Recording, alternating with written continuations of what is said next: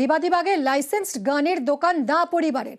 এই দোকানের মালিক ৩ দা ভাইকে গতকালই রাজ্য পুলিশের এসটিএফ গ্রেফতার করেছে। তাদের বিরুদ্ধে ভাড়ার আগ্নেয়াস্ত্র অবৈধভাবে বিক্রির অভিযোগ। কিভাবে তারা এই কাজ করত আমরা কথা বলবো অমিত আমাদের প্রতিনিধির সঙ্গে। অমিত, এই যে ভাড়া রেখে যাওয়া আগ্নেয়াস্ত্র অবৈধভাবে বিক্রি করে দিত এই দা পরিবারের ৩ ভাই, কিভাবে চলতো এই কারবার?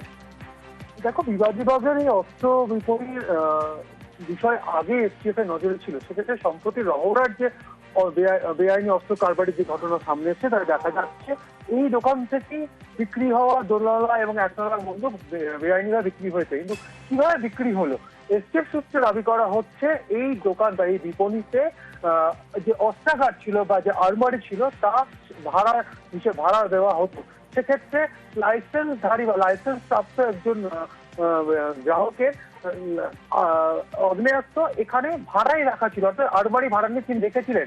এসটিএফ মনে করছে যে সমস্ত অস্ত্র তারা বাজেয়াপ্ত করছে বহু বছরের পুরনো এই সমস্ত আগ্নেয়াস্ত্র, সেক্ষেত্রে মালিক হয়তো যারা এই সমস্ত অস্ত্রের লাইসেন্স তাদের কাছে ছিল তারা সে সমস্ত অস্ত্র এখানে হয়তো রেখেছিলেন, তারা হয়তো মারা গিয়েছেন, অস্ত্র তারা ফেরত নিয়ে যাননি বা অস্ত্রের লাইসেন্স পুনর্নবীকরণ করেননি, তারা অস্ত্র ফেরত নিয়ে যাননি। সেই সমস্ত পুরনো অস্ত্রগুলো চড়া দামে বিক্রি হয়ে গিয়েছে অবৈধ কারবারিদের হাতে, এই তথ্যে তারা মনে করছেন। এবং তোমাকে জানিয়ে রাখবো, গত পরশুদিন যখন অভিযান চালানো হয় এখান থেকে ৪১টি আগ্নেয়াস্ত্র বাজেয়াপ্ত করা হয়েছে, যেগুলো দোতলা এবং একতলা বা ডাবল ব্যারেল বা সিঙ্গেল ব্যারেলের আগ্নেয়াস্ত্র। একদমই অমিত, সঙ্গে থাকো ফিরছি।